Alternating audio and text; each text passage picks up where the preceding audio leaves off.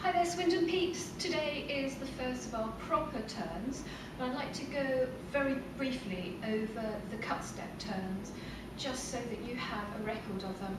I'm pretty sure they're on the website anyway, but just in case, it always pays to be doubly certain. So, the first cut step that we looked at was a cut step with an angled body and bringing our partner back in front of us into the cross, hopefully, with another cut step. And the leader's footwork looked like this. I'm going to keep my arm actually low so that I don't block your view of this. So you're in any walk condition or static, but you're going forward on your left. So you go forward, but you're going to cut the step before either of you have committed all the way to that step. And then you're going to angle so that instead of drawing your partner back with a normal cut step directly in front of you, you want to lead them towards your right side. So you go again forward and cut. So you cut here and you're going to cut here. The next step is an open step for both of you. You open and then you're going to lead her into the cross, just as if you were doing a solid or basic 8. So for the follower, keeping my arms as far out of the way as possible, you're stepping back, cut and forward, open, cut and cross. And that's a really pretty move for a number of reasons, apart from the fact it's just pretty in its own right. It also saves you bumping into other couples on the dance floor. If something happens, you can quickly avoid all issues, but in a nice dancery way. So that's a great one. The other one that we looked at was a half turn, but I know that some of you found getting that complete half turn in a little bit difficult. So although most of you got it, I'd like to go over it and reiterate that it doesn't have to be a half turn, it's just called a half turn. You can do it as however many little gradations of a turn you want. So for that one, you had forward as a quick, quick, quick, slow, slow, quick, quick, slow, slow. And remember, if it makes you feel any better as a leader, if you can't get that complete half a turn in, your partner is moving around your body, so you should probably be really grateful if it's a smaller turn, gives them less work to do. I'm going to do it as a follower. So I have a backward cut, step, and I move around my partner. Quick, quick, slow, slow. Quick, quick, slow, slow. Try to gather your feet each time. I've got particularly sticky shoes on, which seem to attract each other and stick. I think they're just a really nuisancey sort of shoe. So if you're getting stuck, if you're getting a little close, just keep a little bit further apart. So here and go again. Partners initiating a cut step on a quick, quick. You're gathering and stepping side and side. But remember, you're going around your partner. How much you turn is really down to the lead that you're given. So if it's a shallow turn, you execute a shallow turn. If the initiation is for a much deeper half a turn, for instance, then do your best to move around. And it is quite easy, really. Let's have a look. So quick, quick, slow, slow. Quick, quick, slow, slow. Quick, quick, slow, slow. For the leaders, sometimes you can get a particular move in your head that you really like. Maybe you've worked at it really hard and it's looking superb.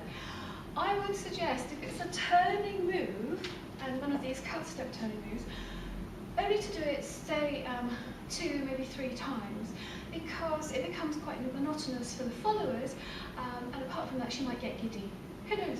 So today's move is another circular movement. That was from a movement going around you, initiated with a cut step. This one is more, I feel, a true turning step.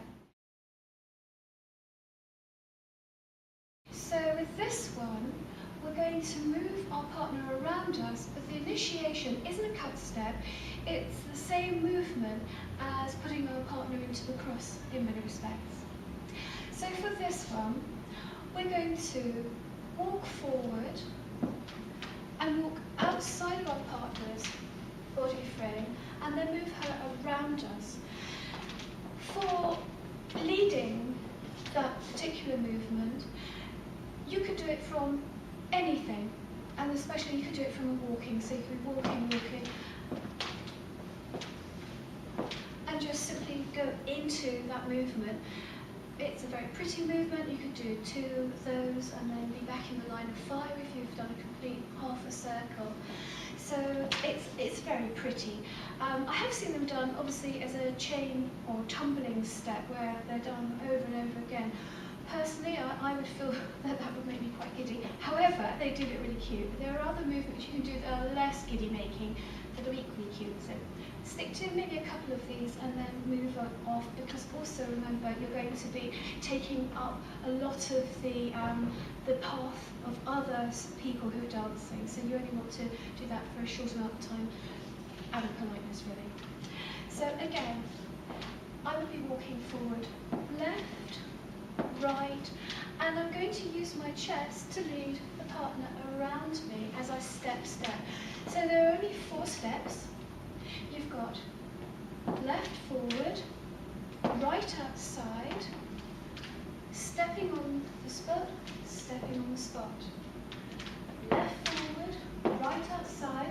Notice the way that my top half is angled towards my partner, and now it's taking her around me and around me. Okay. For the followers, you will notice that there's a marked difference between this movement and the previous movements from the cut steps. You'll be starting going backwards as normal. You'll step back, but you'll notice that your partner's body alignment in the top half as opposed to the bottom half is giving you that typical tango look to your lower half.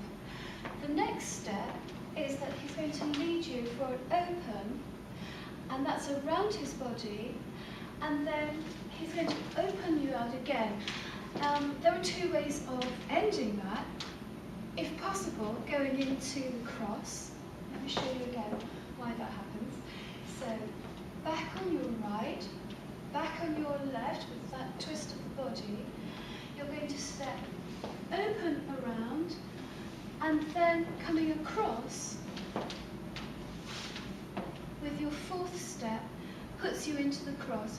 But you could come back side by side foot. So if I do it from this direction, back, back, open, side, and then continue to pivot. That pivot would open you up. But a much neater way of doing it is to go into the cross and use that pivot in front of your partner as a wonderful way of establishing that chest connection again and having a little bit of a twiddle in there as well, because it does look much nicer to just go back into the cross, just like you would do in a salida. So let me do that again, and I'll talk through the 2 different roles. So if I were a leader, keeping my hands out the way as much as possible, I've got forward, forward outside, notice the chest lead, and then I'm going to guide my partner around me and around me. I'll do that again. Forward, forward outside, around me, around me. And for the follower, keeping my hands out the way, I've got back, back, open, and into the cross. And again, that just looks so much nicer. Not that I want to hassle you or anything. So now my legs are back into normal position. I'm going to do it again. Back, back, around him, and into the cross.